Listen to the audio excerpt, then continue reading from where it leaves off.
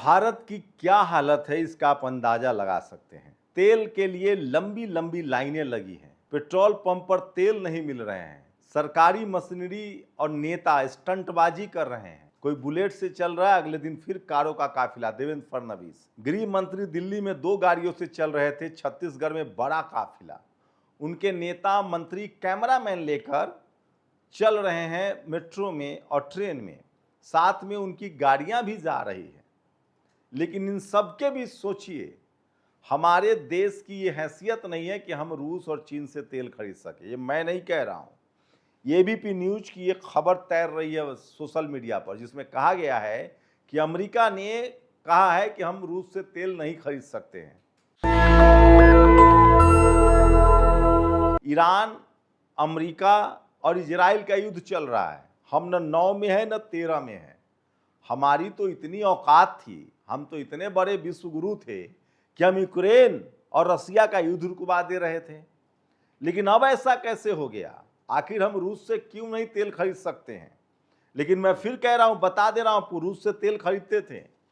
आपको पता है, भारत के जो तेल कंपनियां हैं वो श्रीलंका को, भूटान को, नेपाल को, इन तमाम देशों को 70 रुपए से भी कम दाम पर तेल देती है और आपको 100 रुपए में बेचती है, क्योंकि हमारे यहाँ रिफाइनरी है और ये सब खूब चला है।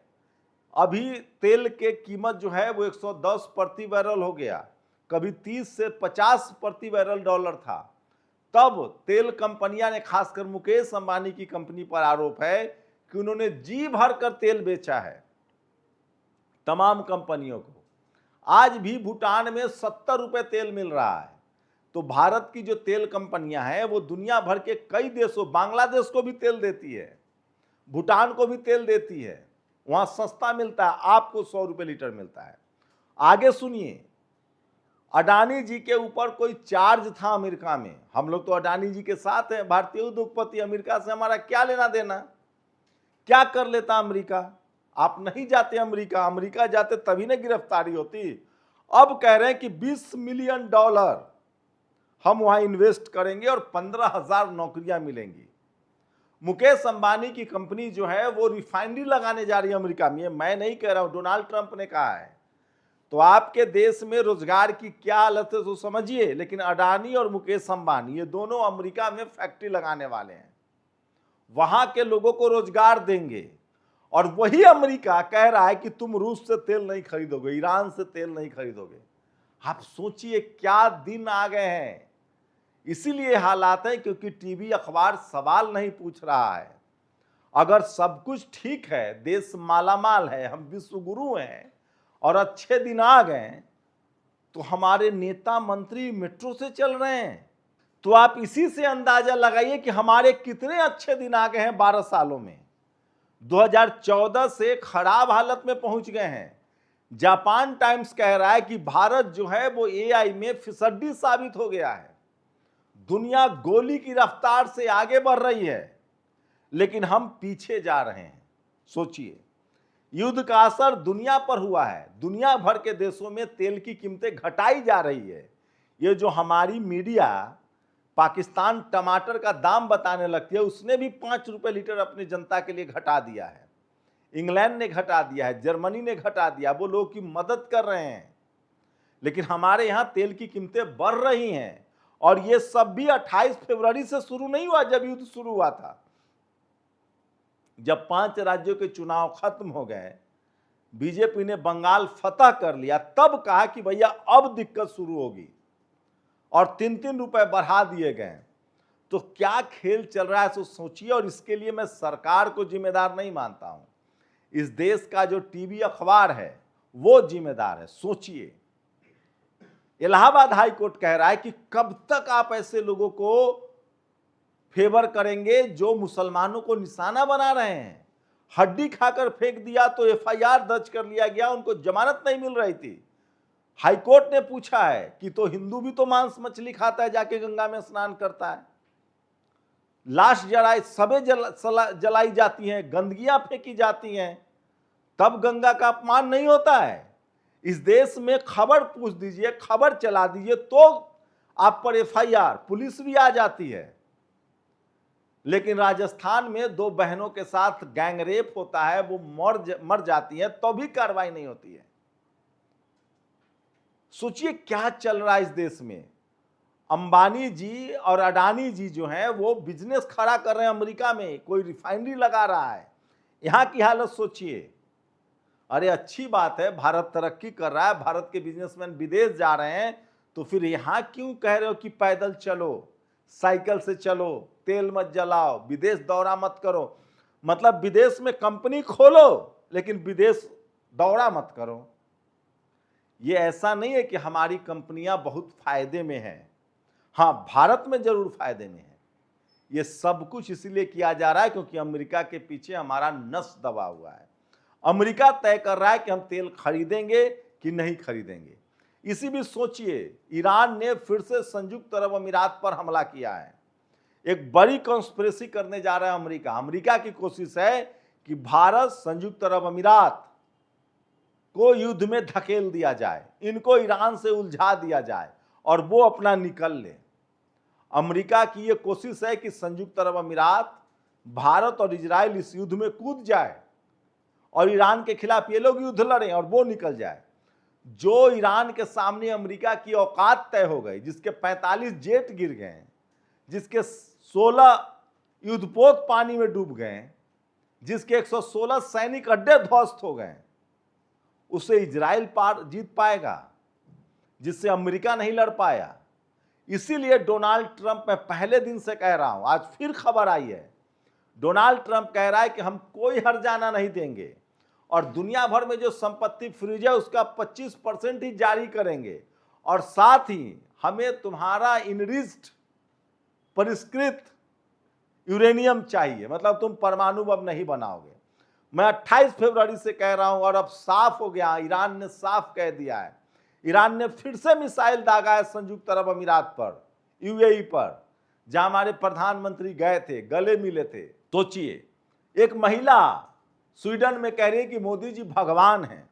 प्रियंका भारती ने लिखा है कि इनको तुरंत भारत डिपोर्ट किया जाए ताकि ये रोज प्रधानमंत्री मोदी जी का दर्शन कर सके। सोचिए एनआरआई को क्या हो गया है, इन लोगों को कितनी दुश्मनी है हम लोगों से। खुद विदेश में रह रहे हैं, साफ हवा, साफ पानी, डॉलर में कमा रहे हैं, यहां रुपया का दिवाला निकला जा रहा है, 96 रुपए का डॉलर हो रहा है, तेल नहीं है, पानी नहीं है, उर्वरक नहीं है, किसान की हालत खराब है, रोजगार नहीं है, बेरोजगारी है, गर्मी आग बरसा रही है, पेड़ पौधे काटे जा रहे हैं और ये लोग विदेश में बैठ के मोदी मोदी मोदी कर रहे हैं। इन सबको डिपोर्ट किया जाए यहां। अरे आप इतने राष्ट्रवादी हैं, राष्ट्र प्रेम है, मोदी जी के आने से चौगुना तरक्की हुई है, तो आइए ना भारत, रह के तो देखिए, कुछ दिन गुजारिए तो भारत में, तब पता चलेगा ना। लेकिन ये सवाल पूछेगा कौन? सवाल पूछने पर तो एफआईआर दर्ज होता है। लेकिन मैं फिर कह रहा हूं, इस देश की जो हालत है, जो बर्बादी है, उसके लिए अगर कोई जिम्मेदार है तो इस देश का जातिवादी मीडिया, जो सरकार की जाति है, जो आरएसएस की जाति है, जो मीडिया की जाति है, वो सवाल ही नहीं पूछ रही है। और जो लोग सवाल पूछते हैं उनको डराया जाता है, धमकाया जाता है। सोचिए आज क्या हालत हो गई 12 सालों में। रोजगार नहीं है, चारों तरफ अफरा तफरी है। प्रधानमंत्री खुद कह रहे हैं जाके विदेश में, और युद्ध रुकने वाला नहीं है। अमेरिका रोकेगा नहीं युद्ध, क्योंकि डोनाल्ड ट्रंप और बेंजामिन नेतन्याहू की गर्दन फंसी हुई है। अगर युद्ध रुका तो डोनाल्ड ट्रंप को जेल जाना होगा एप्स्टीन फाइल में, अगर युद्ध रुका तो बेंजामिन नेतन्याहू को जेल जाना पड़ेगा। और ईरान मानने वाला नहीं है। ईरान कह रहा है कि जब तक हम पर हुए हमले का हर्जाना नहीं दोगे तब तक होर्मुज नहीं खुलेगा। जब तक हम पर लगे 45 साल के प्रतिबंधों के दौरान जो हमारी संपत्ति सीज है वो जारी नहीं करोगे तब तक होर्मुज नहीं खुलेगा। तब तक समझौता नहीं करोगे कि अगर हम पर अब हमला हुआ तो रूस और चीन जो है हमारी तरफ से लड़ेगा, तब तक होर्मुज नहीं खुलेगा। सोचिए, अब तेल न आने के लिए होर्मुज जिम्मेदार नहीं है, ईरान जिम्मेदार नहीं है, अमेरिका जिम्मेदार है। अमेरिका लगातार बैरिकेडिंग कर रहा है कि कोई भी जहाज ईरान से नहीं आएगा, और हमारे साथ तो अलगे व्यवहार कर रहा है। वो तय कर रहा है कि हम रूस से तेल नहीं खरीदेंगे, ईरान से तेल नहीं खरीदेंगे। रूस और ईरान हमें तेल देने के लिए तैयार है। अभी अरागची ने भारत आकर कहा है, जो ईरान का विदेश मंत्री है, कि चाबहार बंदरगाह का विकास कीजिए, हम आपके साथ हैं, हमारे दोस्ताना संबंध है आपसे। लेकिन सोचिए, अमेरिका कह रहा है कि नहीं, तुम्हें तेल नहीं खरीदना है। आखिर हम क्यों बने अमेरिका के पिछलग्गू? जो अमेरिका ईरान से युद्ध हार गया, जिससे इस युद्ध में ईरान ने धूल चटा दी है, जिसके हथियारों पर स्विट्जरलैंड और कनाडा ने कहा कि हमें खरीदना ही नहीं है, जिस अमेरिका का कोई नाम लेवा नहीं है, पूरा यूरोप ने साथ छोड़ दिया, पूरा लैटिन अमेरिका देशों ने साथ छोड़ दिया, एशिया में उसके साथ खाड़ी देश भी खड़े नहीं है। अब तो खाड़ी देशों को भी समझ में आने लगा है कि अमेरिका एक लूजर है। सोचिए, वो हमें आज भी डिक्टेट कर रहा है और आप कह रहे हैं कि सब बेहतर चल रहा है। मैं फिर कह रहा हूं, जिस देश में एक पेपर नहीं कराया जा रहा है और ये धंधा है, सब कुछ दूध की तरह साफ है। पेपर लीक में किन लोगों के नाम है, उनके प्रधानमंत्री के, केंद्रीय मंत्री के साथ फोटो हैं, जो लोग पेपर लीक में हैं। सोचिए, पुणे में जिस कॉलेज में पेपर लीक के मामले सामने आए, उस कॉलेज में एक दलित छात्र को विदेश जाने के लिए टीसी नहीं मिला था, क्योंकि उसे नौकरी करनी थी। किस तरह से इस देश को सांप्रदायिकता में झोंक दिया गया है। जगह जगह हिंदू मुस्लिम के नाम पर दंगे हो रहे हैं, FIR करा दिया जाता है। आप अगर लोगों के लिए लड़ रहे हैं, आप मजदूरों के लिए लड़ रहे हैं, तो जेल में डाल दिए जाएंगे। आप संविधान के लिए लड़ रहे हैं तो जेल में डाल दिए जाएंगे। यहां तक कि SIR के बहाने लोगों के नाम काटे जा रहे हैं, कहीं 90 लाख, कहीं 60 लाख, कहीं 2 करोड़। और उसके बावजूद, अरे आप ही शासन कीजिए ना, 100 साल नहीं 200 साल, लेकिन लोगों की जरूरतें तो पूरी हो, सड़कें तो बने, हवा तो साफ हो, पानी तो मिले, रोजगार तो मिले। हमें कौन सा शौक है किसी की सरकार चले? आप 56 इंच की नहीं 72 इंच की छाती वाले हो जाइए, लेकिन कम से कम जनता को कुछ दीजिए तो सही। या सिर्फ लाइन ही लगवाएंगे? कभी लॉकडाउन में लाइन, कभी नोटबंदी में लाइन, अब पेट्रोल के लिए लाइन। सोचिएगा जरूर। शुक्रिया। नेशनल दस्तक की आपसे गुजारिश है कि अगर इसको बचाना चाहते हैं तो नेशनल दस्तक को सब्सक्राइब करने के लिए रेड कलर के सब्सक्राइब बटन को दबाएं, फिर बेल आइकन की घंटी दबाएं। नेशनल दस्तक को बचाने के लिए बहुत जरूरी है कि हर खबर को शेयर करें, लाइक करें, कमेंट जरूर करें।